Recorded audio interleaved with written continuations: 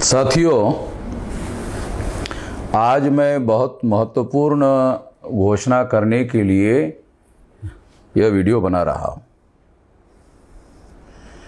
कई दिन से मैं विचार मंथन कर रहा था और उस विचार मंथन के बाद आज मैं इस नतीजे पर पहुंचा कि हमें इस पर राष्ट्रीय स्तर की बड़ी कार्रवाई करना जरूरी है। इसलिए यह वीडियो खास तौर पर मैं बना रहा हूं। मुद्दा यह है कि जिस तरीके से ज्ञानवापी का मुद्दा उपस्थित किया गया आरएसएस बीजेपी के द्वारा, मथुरा का मुद्दा अयोध्या के बाद उठाया गया और आरएसएस और बीजेपी के इशारे पर ही नूपुर शर्मा ने मोहम्मद पैगंबर साहब के बारे में बुरा कहा, बदनामी करने वाली बात की और उसकी प्रतिक्रिया राष्ट्रीय और अंतर्राष्ट्रीय स्तर पर हुई और देश की बहुत बड़ी बदनामी हुई।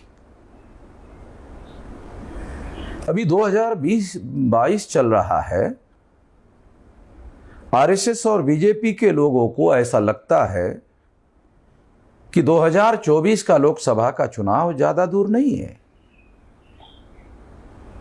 बस आ ही गया है और इस वजह से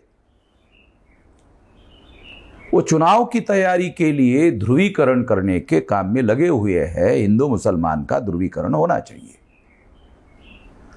और ध्रुवीकरण करने के लिए ही उन्होंने नूपुर शर्मा को इस काम पर लगाया था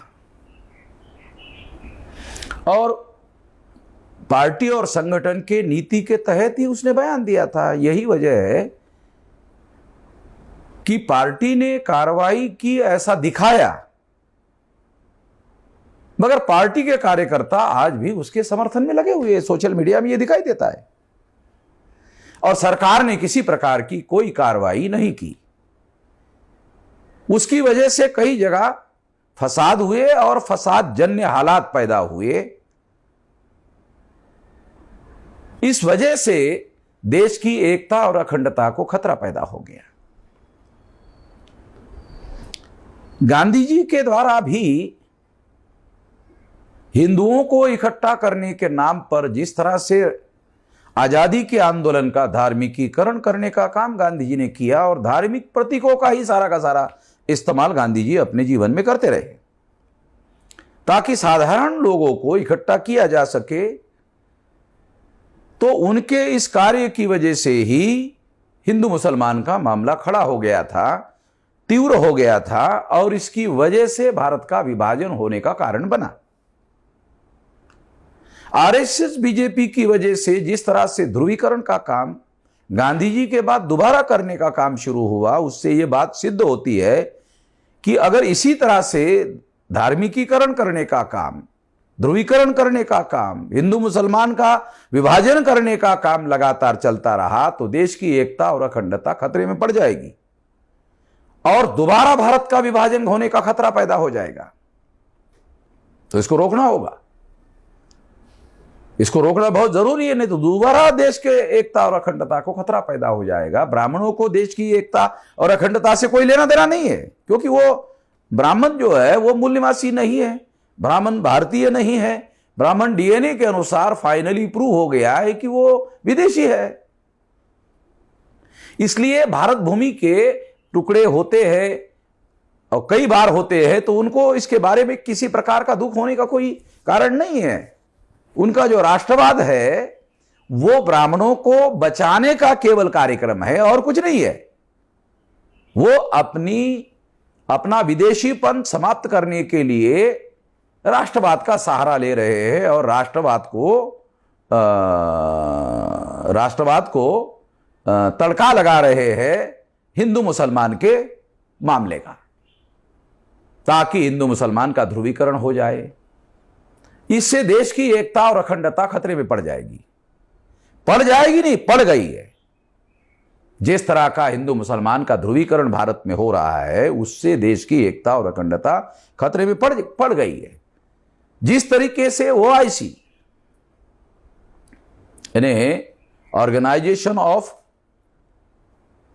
इंटरनेशनल ऑयल कंट्रियों का लगभग 57 देशों का बयान आया, तो खतरा और बढ़ गया है। भारत की एकता और अखंडता के लिए और खतरा बढ़ गया है, बहुत ज्यादा खतरा बढ़ गया है। ओआईसी के लोगों ने जो बयान दिया उसके लिए आरएसएस बीजेपी के लोग जिम्मेदार है। इससे भारत की एकता और अखंडता खतरे में पड़ गई है। इस एकता और अखंडता को बचाने के लिए राष्ट्रीय स्तर पर बड़ी कार्रवाई करने की, सोशल कार्रवाई करने की, सामाजिक कार्रवाई करने की जरूरत है। और इस सामाजिक कार्रवाई करने के लिए हम 25 जून को, यानी जल्दी ही, आज की तारीख 15 है, तो 10 दिन में हम लोग भारत बंद, 25 तारीख को भारत बंद करेंगे, राष्ट्रीय एकता और अखंडता के समर्थन में। और जो लोग राष्ट्र की एकता और अखंडता तोड़ने की साजिश कर रहे हैं हिंदू मुसलमान के नाम पर, उनके विरोध में यह भारत बंद किया जाएगा। मैं देश के समस्त कार्यकर्ताओं को भारत बंद की तैयारी करने के लिए आह्वान करता हूं। पूरे ताकत से, पूरी शक्ति से हम लोगों को इसमें जुड़ जाना है। और इसके लिए सारे देश भर में जो हमारे राष्ट्रीय स्तर के, राज्य स्तर के, कमिश्नरी स्तर के, जिले स्तर के, तहसील स्तर के, ब्लॉक स्तर के, ग्राम पंचायत स्तर के, गांव स्तर के जो कार्यकर्ता है, वो तमाम कार्यकर्ता भारत बंद के काम में जुड़ जाए, ऐसी मैं अपील करता हूं और अपनी बात यहीं पर समाप्त करता हूं।